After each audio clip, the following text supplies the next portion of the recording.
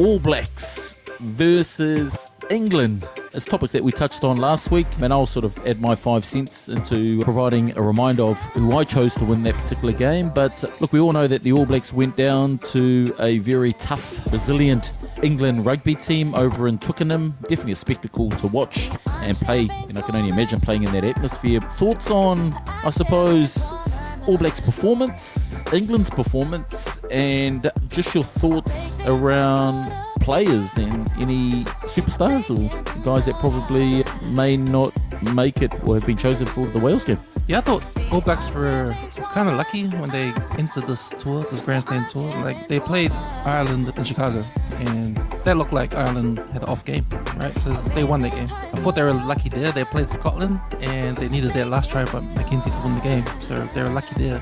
I think England showed those last 2 weeks, those first 2 weeks. They defeated Australia quite convincingly. They defeated Fiji after that. They're supposed to beat Fiji.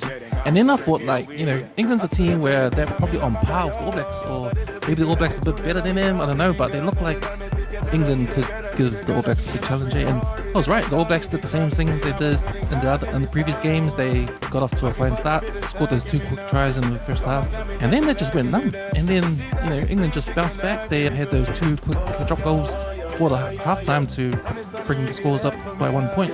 George Ford, and that was the thing, man, because George Ford, he's a kicker, right? Like, he's not a flashy number 10, but he's a tactical kicker, right? So I don't think George Ford in the England team could make any All Black team, right? He's like your sort of like a number 10 that doesn't run. I think the last All Black we had with that kind of skills was Grant Fox back in the day. Fox, he's a legend. He's a legend for Auckland rugby, legend for the All Blacks. Was he playing with the dinosaurs around? No. He was playing with the leather balls. What balls? Sorry. Those leather balls at the back. Okay. So, I don't think I was surprised the All Blacks lost to England. Just the way things were playing out. Cam, look, if we just, and this will probably we will go to Brian the fact checker. Look, last week's episode where we had the sort of decision and we had a discussion around the All Blacks versus England, did we have Cam choosing the All Blacks or England for that one, Brian? How many ginger ales did you have? He said the All Blacks would edge it out. Close. Look, well, it wasn't close. It was close, but the All Blacks, the last 20, man, they just went flat, bro. They were in there. They had a chance to draw it, but that last 20, man, they had nothing.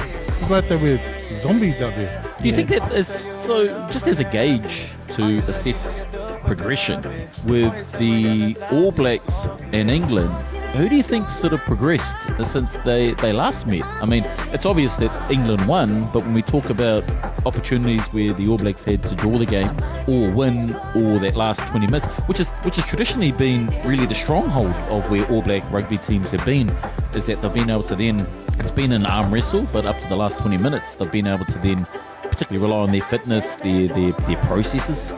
In terms of progression, have England progressed, or have All Blacks sort of stayed still, or have they gone backwards? Thoughts, gentlemen? I think what other teams are doing, they're pinpointing the All Blacks' weakness, right? And I think right now it's the high ball. It's the kicking game. Like, every time the All Blacks kick, I think Roygaard's pretty good. His box kicks are He had a good game, eh? Yeah, and so he got beast, injured. He got injured there, and then he had to go.